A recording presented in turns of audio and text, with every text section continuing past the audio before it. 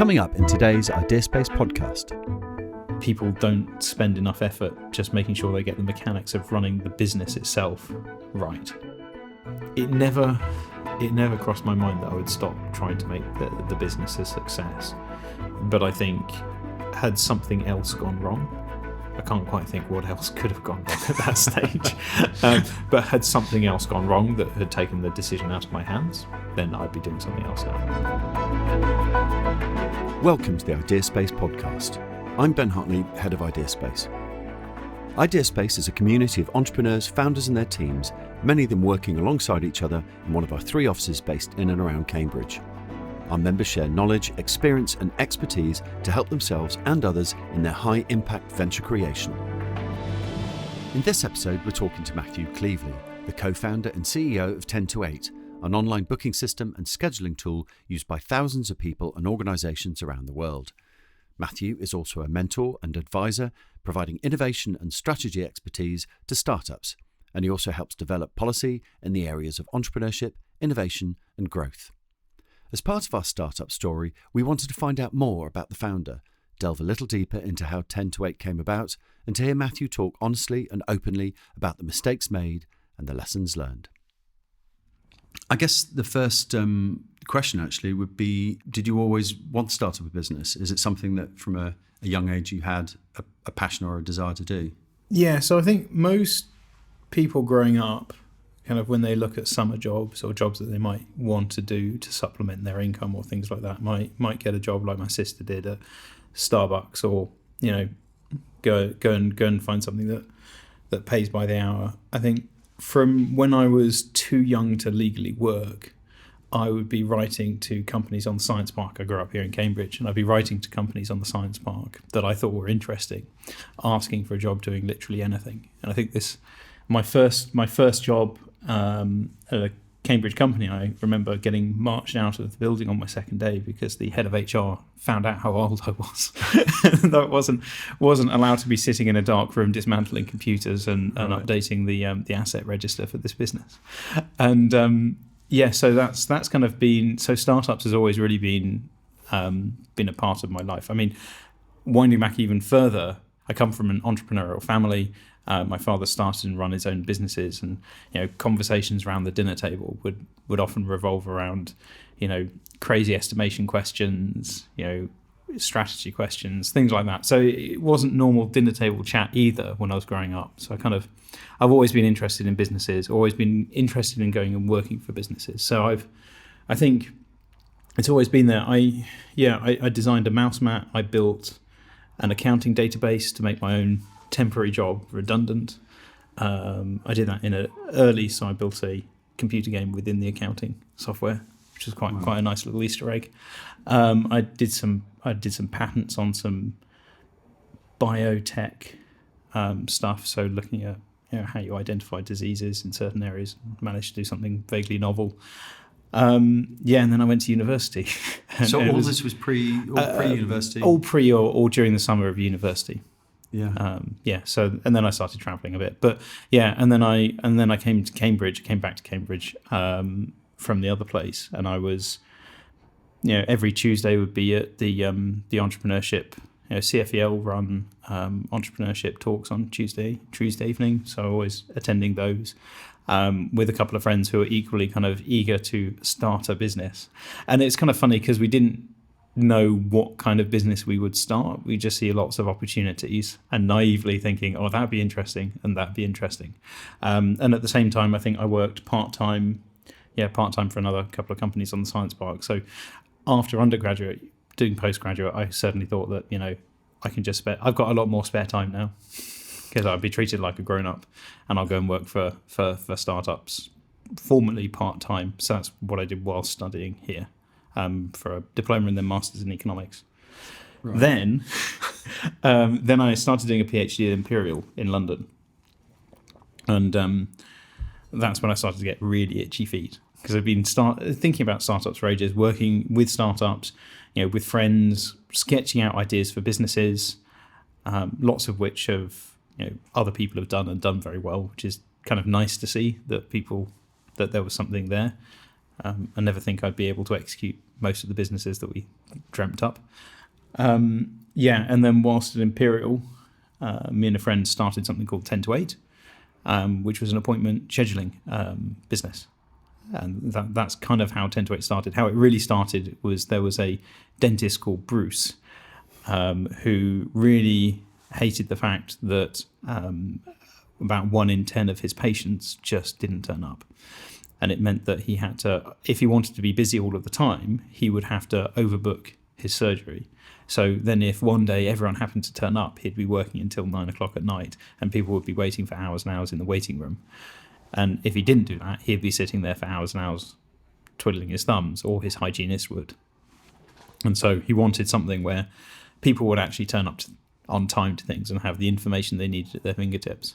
And we spent a lot of time looking at dentists and how they operate, and we realised that it was representative of a kind of more general problem with scheduling businesses, where you have businesses who are quite organised and their customers, and they provide a service to these customers, and their customers aren't that organised, or they aren't as organised as the business. And the business can't turn around and say, we schedule everything on Outlook.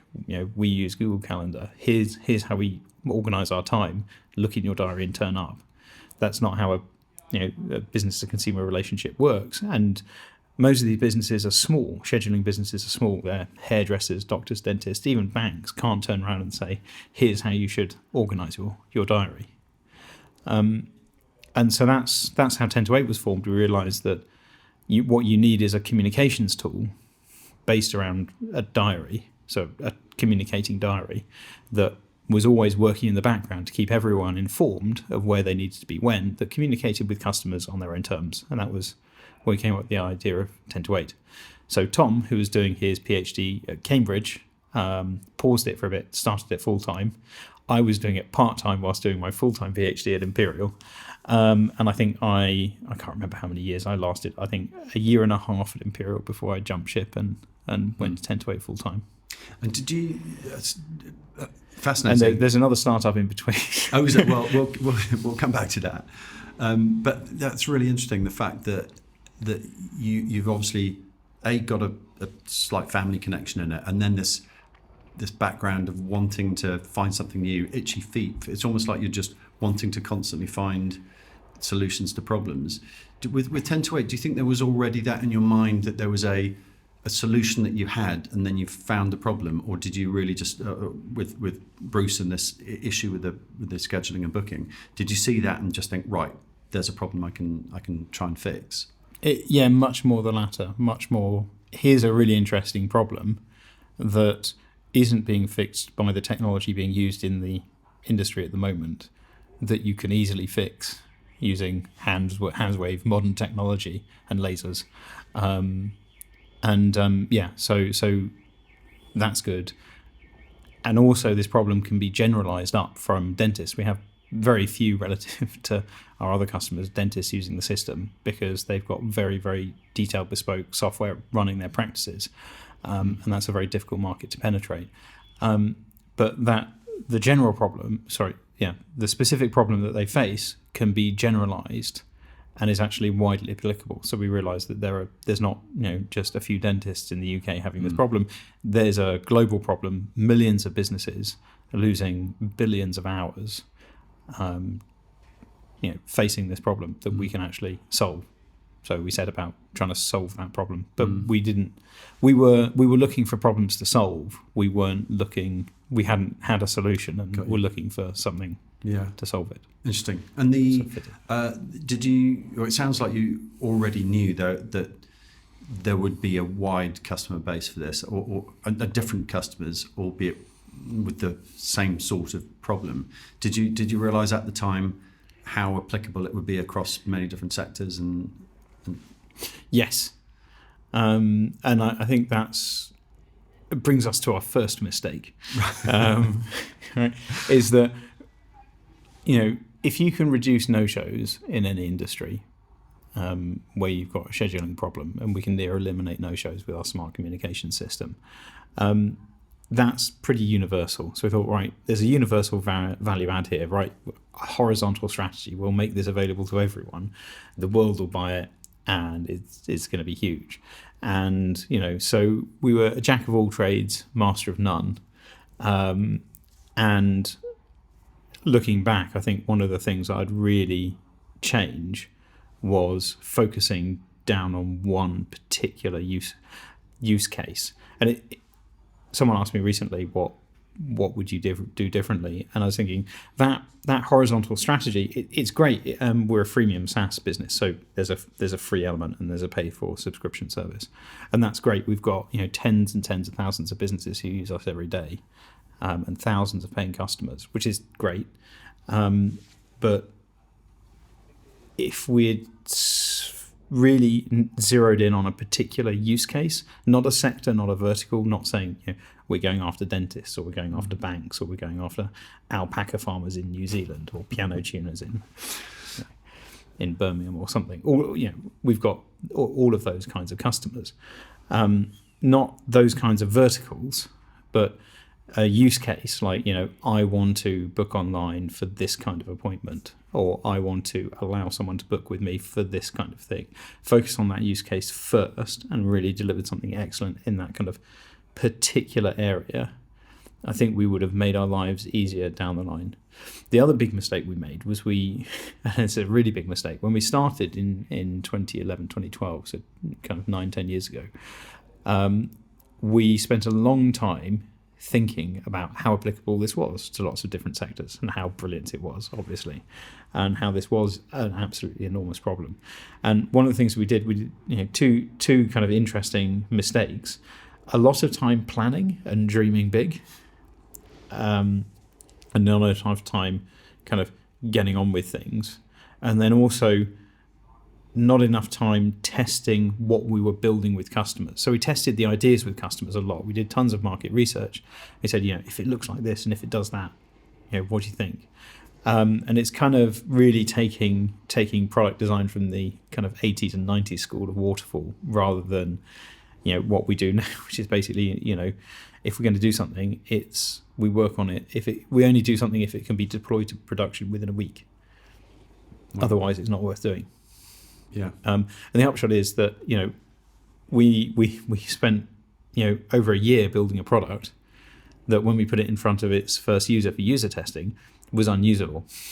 So then we were solving the UX UI problems, when we should have been solving them at the same time as product development. To develop, because you can develop a minimum viable product, but if you're not testing that with users as you're developing, it's almost a complete waste. You have to throw everything out and start again. So then once we'd done that, we then had to have the same learning process and make the same mistake selling to new customers. So our customer acquisition channels at the time were purely digital. So go out and spend some money on Google AdWords and things like that. And again, that entire process could have been built and tested and iterated as we're building the product. And instead we built the product, then made the product usable, and then built the acquisition side. Right. And as a result, it's kind of the logical way, if you were to sit down naively, having not done a business all the way through before and kind of done a project plan, you might have done it like that. But realistically, that's not the efficient, and everyone knows this, is not the best way of building a business. You test how you acquire customers, and then you try and get the flows right, and you get the product fit, and you try and get the features that they want, and then you actually change what you're doing depending on what features they actually really want, and you iterate very, very quickly. That's not what we did at all at the start. So deep breath. That means that we're still implementing features now that I can pull out a spreadsheet from 2011 and show you that it's on that list. Right. So we haven't implemented a single feature, I don't think, that we didn't dream up in before we actually even founded the business. That's really interesting. And I suppose with hindsight, it's hard to know how you would have known any different at the time. You touched on another startup that you were involved in. Was that before this time? Yeah, it was. I took a break from my PhD actually to see about starting a publishing business. And again, it was helping someone who had some fantastic links in the art world to scope out a thematic art publication. So a high-end, only a couple of editions a year, working with kind of really interesting artists at the time to create bespoke things to go along with each issue. Tremendously expensive things, great fun. Went to the Venice Biennale, was treated as press because I was the editor or publishing editor, so I can't remember my title now, but some fancy title. It felt good at the time. Yeah, it was great. It was great fun.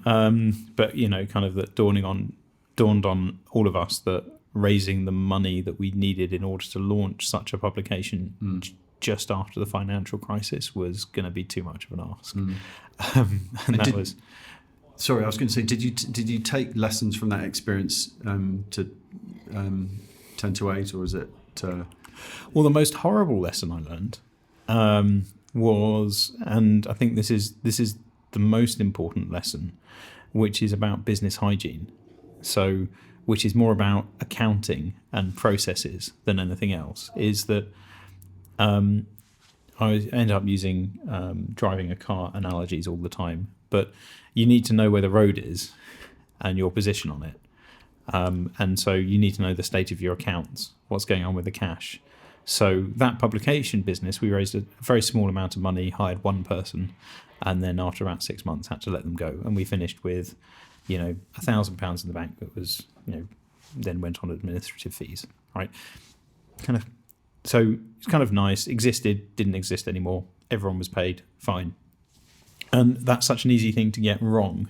And I've been involved in lots of other businesses and investment rounds and things like that. So I'm currently advising a handful of other companies as well. And that's one of the things I see as an issue, is that people don't spend enough effort just making sure they get the mechanics of running the business itself right. Because it's so easy at the very beginning, when, especially if you're, maybe you're a couple of software people or a couple of technology people, to think that that's what the business looks like. That's not what a business looks like. A business, when you look at just an off-the-shelf business, employs 100 people, has a few people in the accounts department, has someone in the legal department, and those are all really important bits of a well-functioning business. And covering off those, I saw how important that was for this publishing company, because it for various reasons, it could have gone badly wrong in terms of the debt position, and it just didn't. And partly because of my planning, but partly because of luck.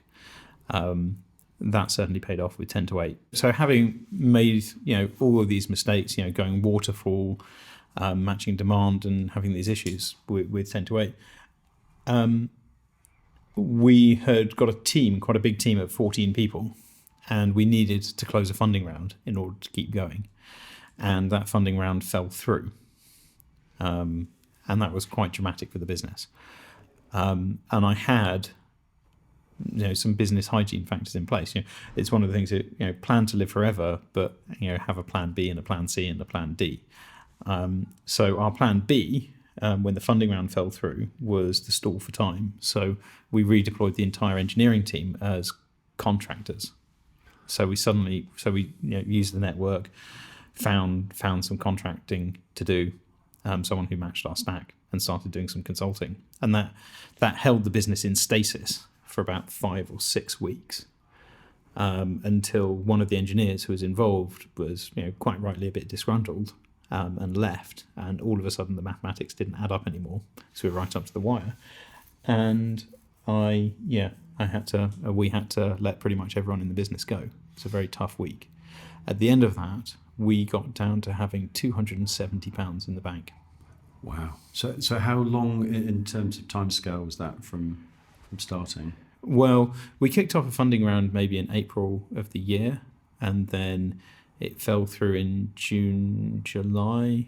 And so I think we had the consulting in place for the end of June, so then July, August, so at some point at the very end of July, I think, beginning of August, things hit the fan. Wow. But that it was that hygiene factor that we had absolutely planning on succeeding in the funding round, absolutely trying to get everything focused, but at the same time being able to say, okay, here's a plan B, kept everyone employed, gave us enough time to try and find funding for the business. And then when that didn't work, we knew exactly when we had to pull the trigger on plan C go down. And then we've been agile, we've been lean startup. We've been 3 people, slowly building, consistently growing for the last 4 years or so, and to where we are now, which is about 30 people. And kind of, I mean, that's quite a roller coaster, and I suspect there'll be many people who, when they hit that point after the, you back down, you're up to 15 or so people, did you say, and then back down to just a couple, that many would have just thrown the towel in at that stage. Did that ever occur to you, or was that on the cards, or was it never even in your mind that you might have to just fold the thing up and move on to something else? Well, I kind of try and view everything as an experiment, right? And so the experiment of 10 to 8 was to work out if there was a market for this that we could address and how big it was. And there were signs that there was a decent market there and that people were willing to pay and that the mechanics worked. Just that we didn't have the funding to make it work with the company in the shape that it was. So we had to adjust the structure of the company to work with the funding structure that we could put in place to keep those experiments going.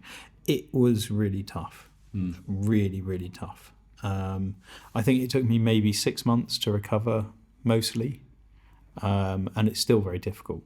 It was an incredibly tough time. It's not a pleasant thing to have to let 10 plus people go because you've failed to raise money, but it's what happened, and and everyone was very understanding and good, but it was just the toughest thing I've had to do so far. Really, I'm sure really it must unpleasant. be incredibly difficult, and also just to pick yourself up again, dust yourself off, and keep going. So you've got to deal with the emotional side of that, which is going to hit you hard, letting people go and feeling that you might have let them down. Well, that was one of the nice things about Idea Space, is that I was coming in having felt that really the world had crumbled around me, and I'd let it, because the funding round falling through is on me, right? That's, had I been pitching better, had I been pitching more actively or to different people, or changing our strategy, maybe I could have raised some funds. Who knows? But that definitely felt like it was on me. So the whole thing crumbling felt, very much like it was on me. And coming into Idea Space and just sitting with other people working on other things, sitting in an office where there are other people, not going into an office where there are lots of empty chairs, was really important. And I think that's part of the thing, is just other people when you're working in a startup. Whether they're ones working with you or you just happen to be in the same place as them is really important. Yeah, I think we find that with at Idea Space, just that being a part of a community, for sharing ideas and experience and knowledge, etc., and B, just in the kitchen area, just shooting the breeze about how tough your day's been or their day's been, or even about something completely different, but having a sense of community, whether it's specifically business advice or just living and interacting with other people, seems really important to a lot of the startups. Do you think that there's a certain characteristic? I mean, you personally, obviously, as a youth, as a young man pre-university, you've always had these ideas and ideas for businesses, and you're always trying to seek solutions to problems that are out there. And you talked of it as like an experiment. Everything's an experiment. Do you think there's a certain characteristic that makes someone an entrepreneur like yourself, or is there is it something else that you can't really explain? I don't know. Right. I've seen people who are very good. The best people who run businesses are people who improve what they're doing all the time. So it's kind of, there's the starting point of where you happen to start. But I think the most important thing is how people improve themselves over time. So some of the best people to work with are always engineers, because they're ruthlessly focused on their own productivity. and so they're always kind of trying to make themselves more productive, and will have really great conversations about how to make themselves more productive and better people and work more in the team and how to get the team to be more productive and get more stuff done.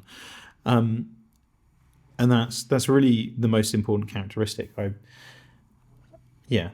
trying to think of, I don't really want to name check people, but I've seen people who are, who start from a very high base, very eloquent, great communicators, great natural leaders, who then don't improve, who don't develop the organizational skills or the operational skills to then infill what they're missing, and then grow and become better and better and better. And I've seen people who lack almost every skill you'd think to run a business, but who can then kind of put parameters around what they're doing, what skills they're missing, and go out and hunt those skills and consciously develop them, and they end up as the best possible people to run businesses, and great leaders. And so, I think some people start with natural advantages, and predispositions to start businesses, but I think it's about that kind of improvement. And that's the other thing that's nice to see in businesses, and I hope we do it well at 10 to 8. And we have periods when we do it well and periods when we do it not so well, is always looking at how you do things and improving how you do things. So, whether that's your accounts and making sure you're on top of things, or how you organise, your development, or how you organise people, or what activities you do, socially, always looking at what you're doing and how you might improve it and trying new things. Interesting. Thank you. You talked also just then about the hiring of people, or if there are gaps, and that's I'm interested in the hiring process. I know lots of people are in startups. A lot of the questions we get here are, how do I find a CEO, or what's the, I've got a CTO, and what's the, it's often about recruiting and hiring other people because they've worked on a project by themselves. You were with a friend or a colleague, and some are on their own, some do have colleagues they're working with. But that next step to bringing in people from the outside, or seemingly from the outside world, how did you go about that? Did you find that to be an issue when you started out, or not? Yeah, made loads of mistakes there. So, I think the biggest obvious mistake we made early on was feeling under time pressure to find someone, and letting that time pressure affect our decision making. So, you want to you've got a plan, you want to execute it quickly, you promise shareholders you're going to build something in the next 6 months, right? And you need to hire someone to do it. And then someone comes along and they're not quite good enough, but it's taking you, 2 months and you haven't found anyone, and this person's kind of almost works, but you think there's not quite a cultural fit, or maybe they're brilliant, they're not quite a cultural fit, and you think it's going to be difficult working with them, but you think, no, tell you what, we're under time pressure, we really need someone, let's go for it. That is a mistake. I always think that time is not a relevant pressure in business. It's more about resource management. The kind of time is money, but actually it's how you spend money and how effectively you spend money over time that matters, not time itself. And so we let time pressure kind of creep into our hiring process a few times, and that's I can't think of a time when that hasn't led to a mistake. Both looking for other people I know looking for jobs, feeling under time pressure and taking the first job offer that comes to them, or this way around and hiring. I'd say that's the biggest mistake with hiring. The other one is a thing that I think is difficult for different people, which is the firing side, and being really, really harsh. I think that it's being really, really fair that's important. We kind of have a thing at 10 to 8 now. I mean, we try and lift people up, and that's really what we do. So once we bring someone in, once they pass probation, if there are issues, it's more about addressing those issues rather than pushing someone out the door and trying to find someone else. We're one of our kind of core values is how we cooperate with each other, and so that's very important. But in order to let someone into that environment, you need to be very careful about someone who you do want to kind of make sure you're supporting in that kind of culture. So Yeah, so passing probation is usually quite an important step, and so I think that I think people are too keen to hire people in general, and not filtering enough there. And then the other one is when there's not a good fit, not being clear enough why, and being absolutely clear on why. And then you've got two choices. One is you can say, well, it's not working, so let's just call it a day. Or you say it's not working, here are the reasons, let's work and address them. But either way, you have to be very, very clear about what's going on. And I struggle with that still. I'm not going to pretend. I think it's one of the things that really annoys me when people give advice about businesses is they'll always give advice about how they choose to remember whatever happened or how they choose to present themselves, right? Everything that I say is how I wish we do things. Everything I say that's good about 10 to 8 is how I wish we did things, not about how we actually do things, because we all still make the same mistakes and we just try and make them less. I think that's really important for everyone to hear. Anyone who's listening who is involved in business, I think that's just excellent. They need to hear that. Everyone needs to hear that. May I also ask how all of this might have affected you personally or in relationships or family life, because that's something that people all are dealing with as they go through this journey with their various ventures. Is it something that has had a big effect on you personally,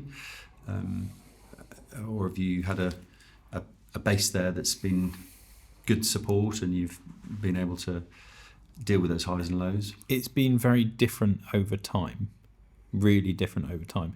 So the year in which 10 to 8 went from 14 people down to 3 was also the year I got married. Right. So I got married. I was working on restructuring plans whilst on the honeymoon, which is not a great work-life balance, but it was much worse for other people in the business. So I'm not going to pretend that was anywhere near a sacrifice. It was fine. You just need to do it. There were some really difficult times, especially I think my later that year, my wife was pregnant. Work was extremely tough. And she was also ill. She had a chest infection. So it's I was trying to manage work and things like that. That was very, very difficult personally. But I think one of the upshots is I've become quite fiercely defensive of my private life and private time. So I try and get up early in the morning, start work between 7 and 7:30 in the morning. I stop at 6:30. I won't work past 6:30. I've got family time then. And then if I need to work, I'll work then in the evenings, and I don't work on weekends unless I really, really have to. So I've got really defensive of that. That's really interesting to hear, because I do it to protect my mental health. I can't, and my family. I think there's a misnomer in the press or personas that we sometimes see in public and press about this working all hours and working through the night and working late and sacrificing. Of course, there's lots of sacrifices, but it's interesting you mentioned that and being so protective over that. And I personally think that's something that people should listen to early on, knowing that whilst there will be times like on your honeymoon where you're having to do stuff, and that's inevitable, but being able to see longer term that there is a way to actually manage it, because otherwise it becomes unmanageable, and for your own personal mental health, psychological health, and it doesn't help the business if you're not able. Yeah, I think that's the thing, is psychologically you end up writing the business a blank check in terms of your own time. You devalue your own time, especially, typically people start businesses, they tend to be a bit more footloose and fancy free, start a business with fewer commitments, and the sacrifice is usually their social time, or time I'd usually be sleeping at 11 o'clock in the morning when I was a student. And so it's very easy to do that, and it's very hard to claw it back. And I think that's part of the things that people don't quite ask themselves enough is, what do I need? I need some time to I need some time to myself. I need XYZ salary. I think salary is also one where I have quite a lot of respect for entrepreneurs who turn around and say, actually, I need to earn exactly this in order to survive. Often that's a lot more than the acceptable entrepreneurs minimal salary, because it's truly what they need, which and it's important. It's really important. I feel I've got more to say on that, but I can't quite put my finger on it. So it's a difficult one. But if you want to work all hours of the day, that's absolutely fine. But is it valuable? I feel I discovered this personally for myself whilst I was an undergrad. Is I can't work effectively for kind of more than about 5 or 6 hours in a day. In order to work effectively for 5 or 6 hours in a day, I will need to sit in an office or a library or somewhere for 12 hours, or maybe 14 hours. But I'll be sitting there, but I'll actually only get, I might, if I had a really good day, get 7 hours of real work done. And I think the same is true in terms of productivity in a office or work environment, that there's only a certain amount of hours that you can truly be, especially with knowledge work, truly productive in a day. And actually by putting hard borders around it, and being quite protective, you don't reduce it very much. And again, having burst capacity, I know that when needed in a crisis or something like that, I can work. I've got enough space in the week for 80, 90 hours a week. And it will be, I can sustain that for 4 to 8 weeks, but then has to go back. Yeah. That's interesting. Thanks for sharing that. And I think it's often a part of business that isn't necessarily talked about as much. This intertwining of personality and the business itself. So what's next for 10 to 8, or what's on the horizon? Is there anything? Hopefully, touch wood, growth. So we the last few years we've been consistently growing and growing quite quickly. So really the challenge for us at the moment is how we continue that growth trajectory. And we got larger and larger clients, more and more interesting clients, different use cases, used in different areas across the world. So it's really about continuing that growth trajectory. I'm quite excited about what we're doing with the NHS at the moment. So we're doing lots of scheduling in the NHS. Obviously, getting people to turn up to their bookings is quite important. And there's a huge amount of money that's lost, that the NHS loses because people don't turn up to their appointments, and lots of poorer health outcomes as a result of people forgetting to turn up to their appointments as well. So going in there is really nice and quite rewarding for us, and that's something we've been doing a lot recently, and a few other areas that I can't talk about that are very exciting. Very exciting. Well, for the next chat, that'd be great. And in terms of personally for you, whether it be within work 10 to 8 or personally, are there any personal goals or ambitions that you're looking to achieve? I dropped out of my PhD and I miss academia. Right. So I always think that's hovering in the background as something I'd like to pick up again and finish. But that's probably the only thing. Making sure that 10 to 8 gets to the next stage. I kind of feel like we had a 10 to 8 1.0, 10 to 8 2.0 was the reboot, and we're currently working on how to build 10 to 8 3.0, which is kind of the really big notable success or notable business if we get there. But that's the kind of next stage. Very exciting.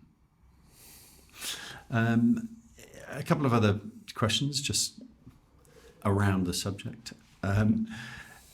If you think back, can you think of any sort of real fork in the road moments where something changed, or you changed something, or you were had something in front of you that was a either way situation, one fork in the road or other, that's led you to this point that could have led you down one that was less successful?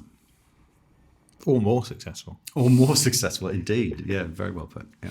Yeah. Well, I think that there's a few. There's one, when we started 10 to 8, we came here, somewhere in the computer lab, just over there. Got a few people together, so some doctors and dentists, and had some pizza and beer, showed them some wireframes and said, should my friend Tom pause his PhD for a year and do this? If you say yes, you have to invest £10,000 in the business. And everyone said yes.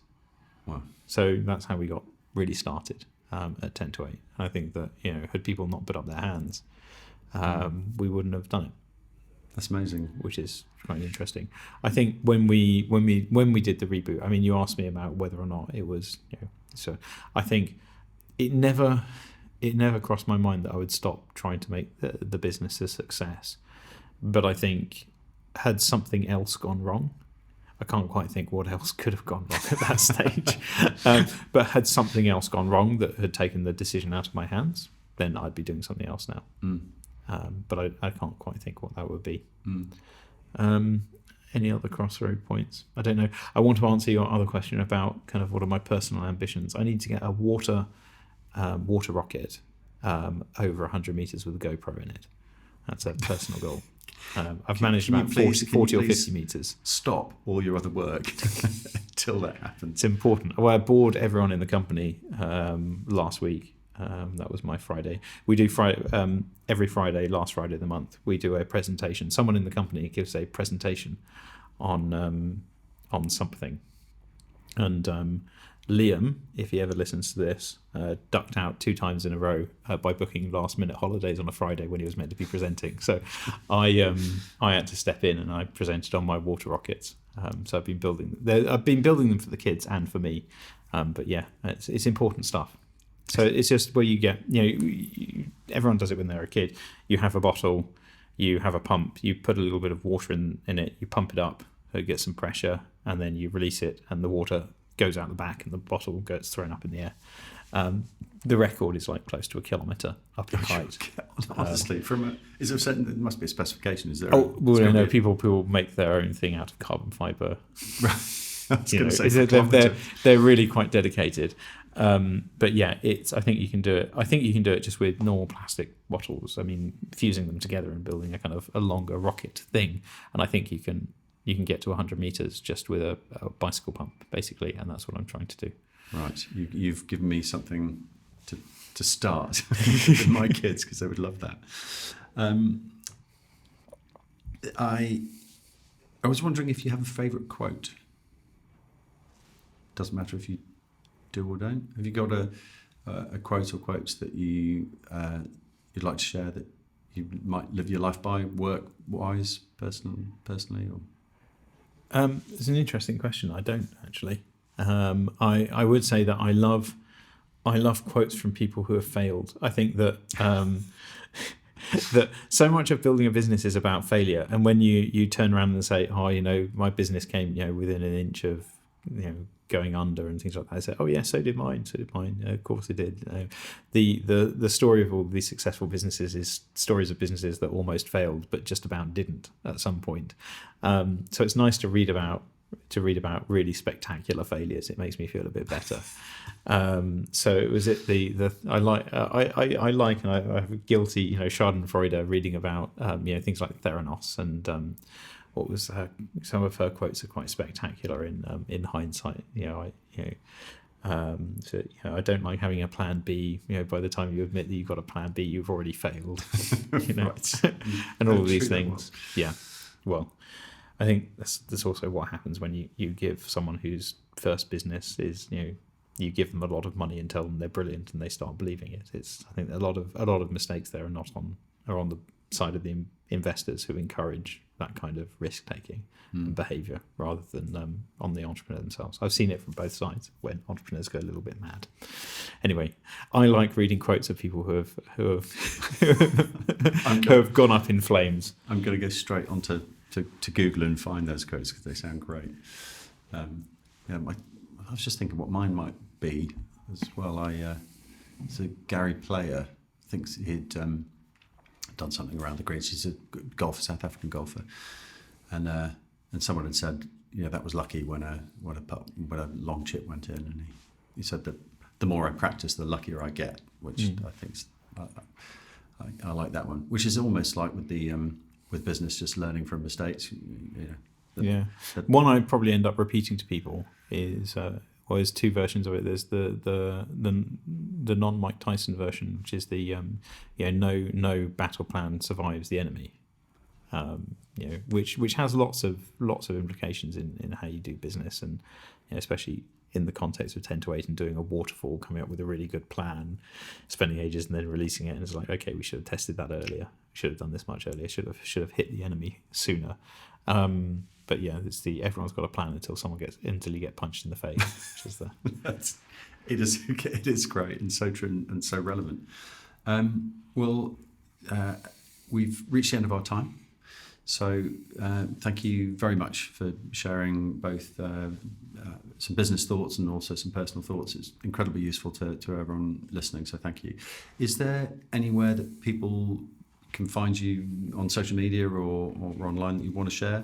If not, maybe 10 to 8. Obviously, there's 10 to 8 if people want to know a little bit more about the business itself. It's 10 and then TO8. So Google 10 to 8 and it will pop up. Yep. You can Google my name. There's an advantage of having a particularly unique surname. As long as you remember my first name as well, and don't get one of my siblings or my dad. It's you'll probably find me. There's LinkedIn. I think on Cleevely.com you'll find some of my details as well. But yeah, LinkedIn's the easiest place, I guess.